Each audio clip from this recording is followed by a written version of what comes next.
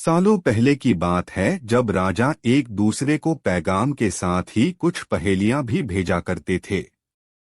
ऐसे ही किसी एक राजा का दूत सर्दियों के मौसम में एक दिन मुगल साम्राज्य के बादशाह अकबर के दरबार में पहुंचा।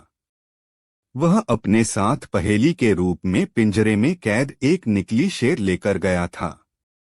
राजा ने पहेली के साथ एक पैगाम भी भेजा था। पैगाम में लिखा था कि क्या मुगल राज्य में कोई ऐसा बुद्धिमान है जो पिंजरे और शेर को छुए बिना शेर को बाहर निकाल सके। अब मुगल सम्राट अकबर सोच में पड़ गए कि आखिर शेर और पिंजरे को हाथ लगाए बिना भला शेर को कैसे बाहर निकाला जा सकता है। पहेली के साथ भेजे गए पैगाम में यह भी साफ लिखा था कि पिंजरे से शेर को बाहर निकालने के लिए एक व्यक्ति को एक ही बार मौका मिलेगा। अकबर काफी परेशान हो गए। उन्हें लगा कि यह तो बहुत मुश्किल है और अगर शेर को पिंजरे से बाहर नहीं निकाल पाए तो मुगल राज्य की काफी बदनामी भी होगी। ये सब सोचते सोचते उन्होंने दरबार में मौजूद सभी की तरफ देखते हुए पूछा, है कोई जो इस पहेली को सुलझा सके। लेकिन हर कोई इसी सोच में डूबा था कि आखिर यह संभव कैसे हो सकता। अकबर के पूछने पर जब किसी ने जवाब नहीं दिया तो उन्हें अपने वजीर बीरबल की याद आने लगी, जो सभा में मौजूद नहीं थे। उन्होंने तुरंत दरबान को भेजकर बीरबल को दरबार में हाजिर होने का आदेश भिजवाया। लेकिन अफसोस बीरबल किसी सरकारी काम से राज्य से बाहर गए हुए थे। रात भर अकबर इसी सोच में डूबे रहे कि आखिर पहेली को कैसे सुलझाया जाए। दूसरे दिन फिर दरबार लगा, लेकिन बीरबल की कुर्सी खाली देखकर अकबर उदास हो गए। बादशाह ने एक बार फिर दरबारियों से पूछा, क्या किसी के पास इस शेर को पिंजरे से बाहर निकालने की कोई तरकीब है। इतने में एक दरबान अकबर के सामने आया और उसने शेर को पिंजरे से निकालने की कोशिश की, लेकिन वो नाकामयाब रहा। दूसरे दरबान ने पहेली को सुलझाने के लिए एक जादूगर को बुलवाया, लेकिन वो भी विफल रहा। कोशिश करते करते शाम होने को आई, तभी बीरबल दरबार में पहुंच गए। अकबर को परेशान देखकर बीरबल ने पूछा, क्या बात है सम्राट, आप इतने परेशान क्यों हैं। बादशाह ने तुरंत शेर से जुड़ी पहेली के बारे में बीरबल को सब कुछ बताया। अकबर ने बीरबल से पूछा, क्या तुम इस शेर को पिंजरे से बाहर निकाल सकते हो। बीरबल ने कहा, हाँ मैं कोशिश कर सकता हूँ। अकबर बहुत खुश हुए, क्योंकि मुगल साम्राज्य में बीरबल के जैसा बुद्धिमान और चतुर दूसरा कोई नहीं था। शेर को पिंजरे से बाहर निकालने के लिए बीरबल ने अकबर से कहा कि उन्हें 2 सुलगती हुई लोहे की छड़ व सरिये की आवश्यकता है। शहंशाह ने तुरंत इसकी व्यवस्था करने को कहा। जैसे ही बीरबल को लोहे की छड़ मिली तो उन्होंने पिंजरे को छुए बिना छड़ को अंदर पहुंचाकर उसे नकली शेर पर रख दिया। शेर लोहे की गर्म छड़ के स्पर्श में आते ही पिघलने लग गया, क्योंकि वो मोम का शेर था। देखते ही देखते पूरा शेर मोम के रूप में पिंजरे से बाहर निकल गया। बीरबल की इस अक्लमंदी पर अकबर बहुत प्रसन्न हुए। उन्होंने बीरबल से पूछा, अरे आखिर तुम्हें पता कैसे चला कि यह पिंजरे के अंदर मोम का शेर कैद है। बीरबल ने बड़ी ही नम्रता से जवाब दिया, हजूर बस शेर को गौर से देखने की जरूरत थी। मैंने जब पहेली के बारे में जानने के बाद उसे गौर से देखा तो लगा कि यह मोम का शेर हो सकता है। साथ ही राजा ने यह भी नहीं बताया था कि शेर को कैसे बाहर निकालना है, तो मैंने उसे पिघलाकर बाहर निकाल दिया। इधर दरबार में बीरबल की जय जयकार होने लगी। उधर पहेली लेकर अकबर के दरबार पहुंचा राजदूत अपने राज्य वापस लौट गया और बीरबल के इस कारनामे के बारे में राजा को बताया। कहा जाता है कि उस दिन के बाद से राजा ने ऐसी पहेली भेजना छोड़ दिया था। सीख, अक्लमंदी से सब कुछ संभव है। हर जगह बल नहीं बल्कि बुद्धि का प्रयोग किया जाना चाहिए। दिमाग से हर समस्या का समाधान हो सकता है। बादशाह अकबर के मन में हमेशा कोई ना कोई सवाल उठता ही रहता था। एक दिन बादशाह सलामत ने बीरबल से कहा, बीरबल, दरबार में एक ऐसे आदमी को ढूंढ कर ले आओ जो बहुत ही बुद्धिमान हो। बीरबल कुछ देर शांत रहे, फिर बोले, जहां पनाह, मैं जल्दी ही ऐसा आदमी ढूंढकर दरबार में ले आऊंगा, लेकिन इसके लिए समय और धन की आवश्यकता पड़ेगी। बादशाह अकबर बोले, बीरबल, सोने की 300 मोहरें और 1 हफ्ते का समय हम तुम्हें देते हैं। धन और 1 हफ्ते का अवकाश लेकर बीरबल अपने घर चले गए। सारा धन उन्होंने दीन दुखियों में बांट दिया। सप्ताह के अंतिम दिन बीरबल ने एक चरवाहे को पकड़ा और उसे स्नान करवाकर अच्छे कपड़े पहनाए तथा सोने की 100 मोहरें उसे देकर दरबार में ले आए।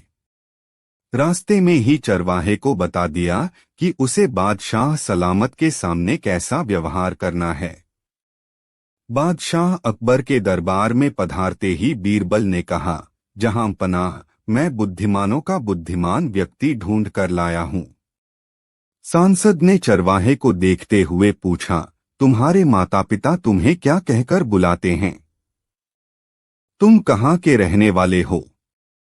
तुम कौन सी खास बात जानते हो? एक साथ इतने सवाल बादशाह अकबर ने कर दिए, लेकिन चरवाहे ने किसी भी सवाल का जवाब नहीं दिया, क्योंकि बीरबल ने उसे पहले से ही चुप रहने के लिए कहा था। बादशाह ने शिकायत भरे लहजे में बीरबल से कहा, बीरबल, यह कहीं गूंगा और बहरा तो नहीं है? इसने तो हमारे किसी भी सवाल का जवाब नहीं दिया। भला यह बुद्धिमानों का बुद्धिमान कैसे हो सकता है? बीरबल ने शीश नवाकर कहा, हुजूर, यह इसकी बुद्धिमानी है। इसने अपने बड़े बूढ़ों से सीख रहा है कि राजा और स्वयं से अधिक समझदार व्यक्ति के सामने चुप रहने में ही भलाई है। यह उनसे मिले ज्ञान का अनुसरण कर रहा है। बादशाह अकबर बीरबल के इस तर्क के आगे अब क्या बोलते। वे मुस्कुराकर ही रह गए और चरवाहे को इनाम देकर सम्मान के साथ दरबार से विदा किया। एक बार अकबर बीरबल हमेशा की तरह टहलने जा रहे थे। रास्ते में एक तुलसी का पौधा दिखा तो मंत्री बीरबल ने झुककर प्रणाम किया। अकबर ने पूछा, कौन है ये? बीरबल, ये मेरी माता हैं। अकबर ने तुलसी के झाड़ को उखाड़कर फेंक दिया और बोला, कितनी माता हैं तुम लोगों की? बीरबल को उसका जवाब देने की एक तरकीब सूझी। आगे एक बिच्छू पत्ती खुजली वाला झाड़ मिला। बीरबल ने उसे दंडवत प्रणाम कर कहा, जय हो बाप मेरे। अकबर को गुस्सा आया और दोनों हाथों से झाड़ को उखाड़ने लगा। इतने में अकबर को भयंकर खुजली होने लगी तो अकबर बोला, बीरबल, ये क्या हो गया? बीरबल ने कहा, आपने मेरी मां को मारा इसलिए ये गुस्सा हो गए। अकबर जहां भी हाथ लगाता खुजली होने लगती तथा बोला कि बीरबल, जल्दी ही कोई उपाय बताओ। बीरबल बोला, उपाय तो है, लेकिन वो भी हमारी मां है तथा उससे ही विनती करनी पड़ेगी। अकबर बोला, जल्दी करो। आगे गाय खड़ी थी। बीरबल ने कहा, गाय से विनती करो कि हे माता, दवाई दो। गाय ने गोबर कर दिया और अकबर के शरीर पर उसका लेप करने से फौरन खुजली से राहत मिल गई। अकबर बोला, बीरबल, अब क्या हम राजमहल में ऐसे ही जाएंगे? बीरबल ने कहा, नहीं बादशाह, हमारी एक और मां है। सामने ही गंगा बह रही थी। आप बोलिए, हर हर गंगे, जय गंगा मैया की, और कूद जाइए। नहाकर अपने आप को तरोताजा महसूस करते हुए अकबर ने बीरबल से कहा कि ये तुलसी माता, गौ माता, गंगा माता तो जगत माता हैं। इनको मानने वालों को ही हिंदू कहते हैं। एक बार बादशाह अकबर को पान की तलब हुई। उन्होंने अपने एक खास पान वाले को पान लगाने के लिए कहा। उसने पान बनाकर बादशाह को दे दिया। बादशाह ने चुपचाप पान खाया और उस पान वाले को अगले दिन आधा किलो चूना दरबार में लेकर आने को कहा। वह नहीं जानता था कि बादशाह ने उसे ऐसा क्यों कहा। वह चुपचाप चूना लेने बाजार चला गया। उसने दुकानदार से आधा किलो चूना मांगा। दुकानदार ने उससे पूछा कि इतना चूना क्यों खरीद रहे हो। उसने बताया कि किस तरह उसने बादशाह को पान दिया था। दुकानदार को समझते देर न लगी कि कुछ गड़बड़ है। उसने पान वाले को समझाया कि दरबार में चूना लेकर जाने से पहले बहुत सारा घी पीकर जाना। उसने सलाह मानकर वैसा ही किया और दरबार में जाने से पहले खूब सारा घी पी लिया। दरबार में पहुंचने पर बादशाह ने उसे सारा चूना खाने को कहा। वह हैरान रह गया। उसे उम्मीद न थी कि बादशाह ने उसे चूना इसलिए मंगवाया था, लेकिन वह तो इसके लिए तैयार था, इसलिए उसने सारा चूना खा लिया। इसके बावजूद उसे कुछ नहीं हुआ तो बादशाह ने उससे कारण जानना चाहा।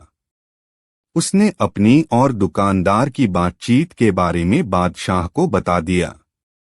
अब बादशाह उस व्यक्ति से मिलने को उतावले हो रहे थे जिसने उनके मन की बात को पहले ही जान लिया था। बादशाह ने हुक्म दिया कि उस दुकानदार को अगले दिन दरबार में हाजिर किया जाए। अगले दिन उस दुकानदार को दरबार में लाया गया। बादशाह ने उससे पूछा कि वह उनके मन की बात को कैसे समझ गया। तब दुकानदार ने कहा, हुजूर, जब यह आदमी मेरे पास चूना खरीदने आया था तो मैंने इससे पूछा कि इतने चूने का क्या करोगे। मुझे इसने बताया कि इसने आपको पान बनाकर खिलाया और फिर आपने उसे चूना लाने का हुक्म दिया। तब मुझे समझते देर न लगी कि जरूर गलती से इसने पान में चूना थोड़ा ज्यादा लगा दिया होगा, जिसे बादशाह के मुंह में छाले हो गए होंगे और इसी का एहसास करवाने के लिए आपने इससे चूना मंगाया। मैंने इसे सलाह दी कि दरबार में जाने से पहले घी पीकर जाना, जिससे अगर तुम्हें चूना खाना भी पड़े तो उसका असर कम हो जाएगा। यह दुकानदार और कोई नहीं बीरबल ही थे।